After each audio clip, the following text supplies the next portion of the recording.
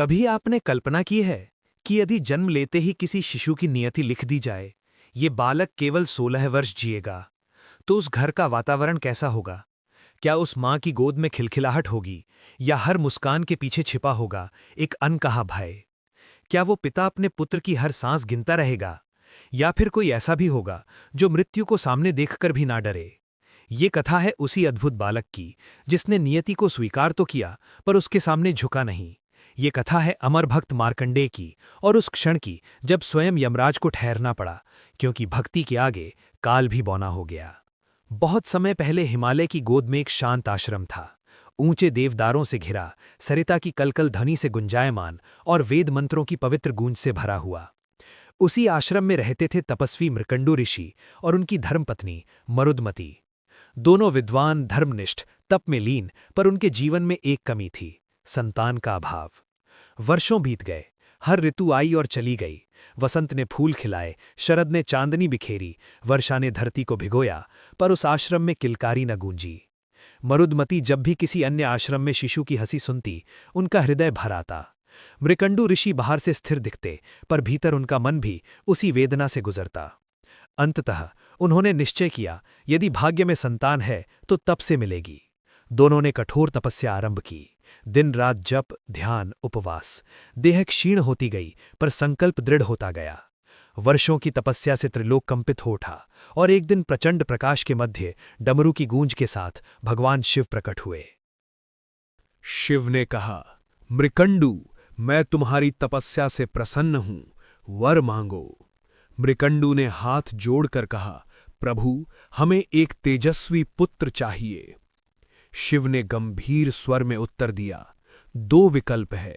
पहला, एक दीर्घ आयु पुत्र जो 100 वर्षों तक जीवित रहेगा परंतु बुद्धि में अल्प होगा। दूसरा, अत्यंत तेजस्वी, विद्वान और धर्मपरायण पुत्र, पर उसकी आयु मात्र 16 वर्ष होगी। क्षण भर के लिए समय जैसे थम गया। ये केवल वरदान नहीं था, ये एक निर्णय था जो आने वाले वर्षों की दिशा तय करने वाला था। मरुदमती ने पति की ओर देखा। उनकी आंखों में भय नहीं बल्कि अद्भुत दृढ़ता थी। उन्होंने कहा, प्रभु, हमें वही पुत्र चाहिए जो तेजस्वी हो, चाहे उसकी आयु अल्प क्यों ना हो। जीवन की लंबाई नहीं, उसकी ज्योति महत्वपूर्ण है। शिव मुस्कुराए, तथास्तु। समय आया और आश्रम में एक दिव्य बालक का जन्म हुआ।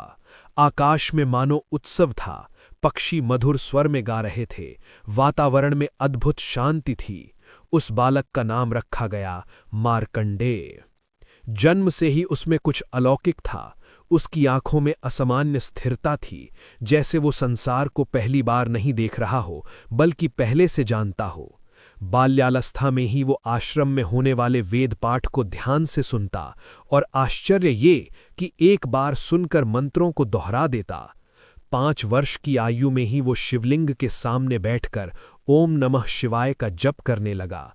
कोई उसे सिखाता नहीं था, मानो वो स्मृति कहीं भीतर से जागृत हो रही हो। गुरुजन चकित थे। मृकंडू और मरुदमती अपने पुत्र की प्रतिभा पर गर्व करते, पर हृदय में एक छाया हमेशा साथ रहती, 16वां वर्ष। समय पंख लगाकर उड़ता गया। मार्कंडेय किशोर हुआ, तेजस्वी, विनम्र, करुणामय। वो केवल विद्वान ही नहीं, अत्यंत दयालु भी था। घायल पक्षियों की सेवा करता, वन में भटके बच्चों को घर पहुंचाता और हर सुबह शिवलिंग पर जल अर्पित करता। उसका दिन भक्ति से प्रारंभ होता और भक्ति पर समाप्त। जैसे जैसे उसका 16वां वर्ष निकट आने लगा, मरुदमती की आंखों में चिंता गहराने लगी। वे उसे देखतीं और मन ही मन गिनतीं, अब केवल 1 वर्ष, अब केवल 6 महीने, अब केवल कुछ दिन। अंततः वो दिन आया जब मृकंडू ने निश्चय किया कि पुत्र को सत्य बताना होगा। एक शांत संध्या थी, आकाश में ढलते सूर्य की लालिमा थी। मृकंडू ने मार्कंडेय को अपने पास बुलाया और पूरी कथा सुना दी, वरदान, विकल्प और 16 वर्ष की आयु। कुछ क्षण मौन रहा। मरुदमती का हृदय धड़क रहा था, पर मार्कंडेय के चेहरे पर भय का नामो निशान नहीं था। उसने शांत स्वर में कहा, पिताश्री, यदि मेरी आयु 16 वर्ष है तो मैं हर क्षण को शिव भक्ति में लगा दूंगा। मृत्यु तो शरीर की होती है, आत्मा की नहीं, और जब शिव मेरे रक्षक हैं तो भय किस बात का। उस उत्तर ने माता पिता को रुला दिया, दुख से नहीं, गर्व से। 16वें वर्ष का अंतिम दिन आ पहुंचा। भोर का समय था। आकाश में हल्के बादल थे, वातावरण में अनजाना तनाव था। मार्कंडेय प्रातःकाल उठे, स्नान किया और सीधे मंदिर पहुंचे। उन्होंने शिवलिंग को जल अर्पित किया, पुष्प चढ़ाए और ध्यान में बैठ गए। उनके होठों से महामृत्युंजय मंत्र की ध्वनि निकल रही थी। ओम त्रयंबकम यजामहे। उनका जप गूंजता गया, मानो प्रत्येक शब्द आकाश को भेद रहा हो। उसी समय धरती कांपी, आकाश में काले बादल छा गए, ठंडी हवा चलने लगी और फिर भैंसे पर सवार, हाथ में पाश लिए, गंभीर मुख मुद्रा के साथ यमराज प्रकट हुए। यमराज ने गूंजती आवाज में कहा, मार्कंडेय, तुम्हारी आयु पूर्ण हुई, चलो। पर मार्कंडेय ने आंखें नहीं खोलीं, उनका जप और प्रबल हो गया, वे शिवलिंग से लिपट गए। यमराज ने फिर कहा, धर्म का नियम अटल है, कोई इससे बच नहीं सकता। मार्कंडेय का उत्तर केवल मंत्र था। अंततः यमराज ने अपना पाश फेंका। वो पाश मार्कंडेय को बांधने के लिए था, पर क्योंकि वो शिवलिंग से लिपटे थे, पाश ने शिवलिंग को भी जकड़ लिया। उसी क्षण ब्रह्मांड में विस्फोट सा हुआ। शिवलिंग से प्रचंड प्रकाश निकला, पृथ्वी कांप उठी, डमरू की ध्वनि गूंज उठी और शिवलिंग से स्वयं भगवान शिव प्रकट हुए, महाकाल के रूप में।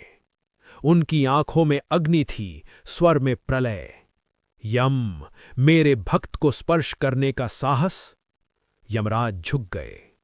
प्रभु, मैं केवल अपना कर्तव्य निभा रहा था। शिव का क्रोध शांत नहीं हुआ।